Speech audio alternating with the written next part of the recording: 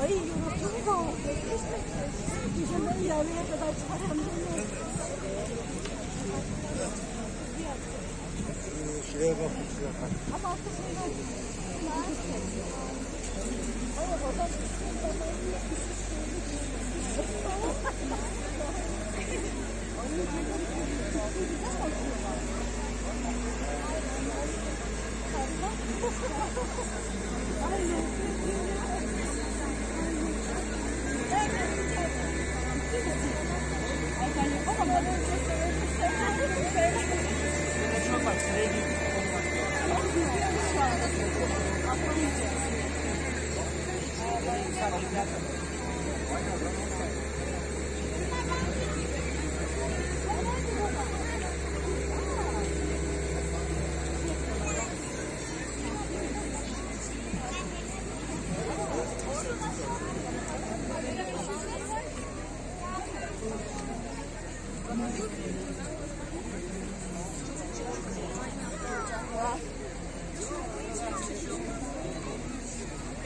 İyi ya.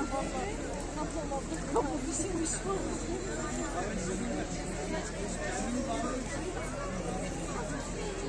Ay çok keyifli.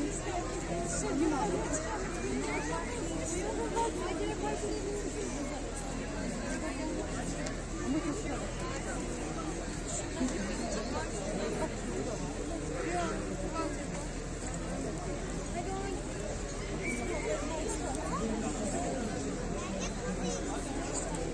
ama geriye doğru kıyısı çok korkunç ya. Geri doğru.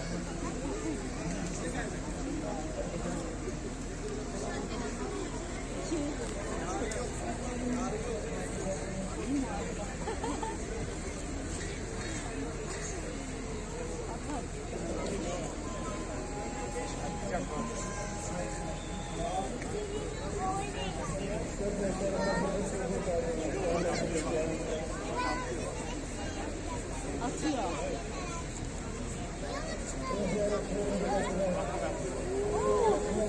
Ay farklı çok kötü. Açık çekmesi. Ben de tamam. Yok.